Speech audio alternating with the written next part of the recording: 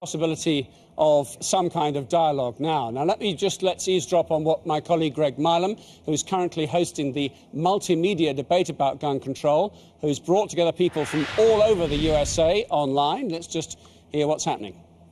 Yeah, Martin, people from Oregon, Wyoming, Connecticut, Colorado, New Mexico and West Virginia in a pretty spirited debate, a lot of views, as you'd imagine, across this huge country. And I want to go to Connecticut, actually, and Cheryl Rice, who one of those people with a lot of interesting views. And Cheryl, I wonder if you think, as a result of what we've heard tonight and what's been going on in the last few days, whether you think anything will change in the months to come, bearing in mind what the president said today. Well, as we were talking about a little earlier, I do think that something feels different this time.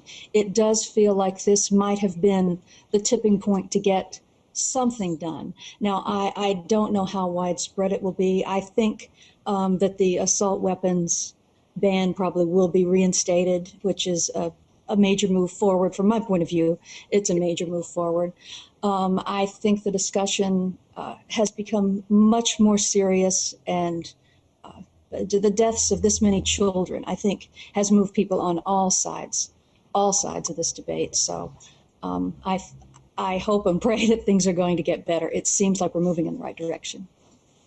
And Dave, Powell in West Virginia, what's your view of that same point, whether anything will change? I would just say, anyone who sees this, take a look at the rates of death by handguns or by any guns in all the other industrialized countries, and then take a look at what we have here in the United States and really think about, do you need a handgun? Do you need an assault gun that is designed to kill people?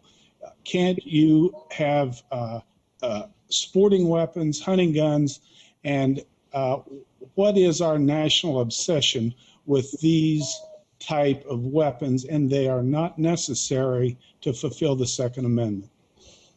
Erica Napolitano in Colorado, if I can ask you, first of all, what's your view of whether we will see results?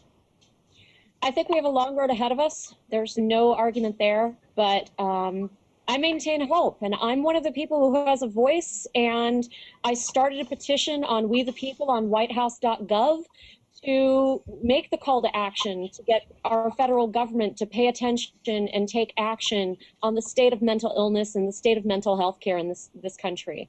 I'm going to keep yelling, but with that yelling is going to come along action and advocacy and participation in my local community and my state. And I hope there are more people like me who are going to participate and not just yell. Rosalinda in New Mexico, you've given us a demonstration of why you need a gun. Do you think things need to change now? I don't want to see the Second Amendment repealed in any way. Do I think there needs to be change? I agree with the woman that came before me talking about mental health focus. Obviously, that's a critical component here.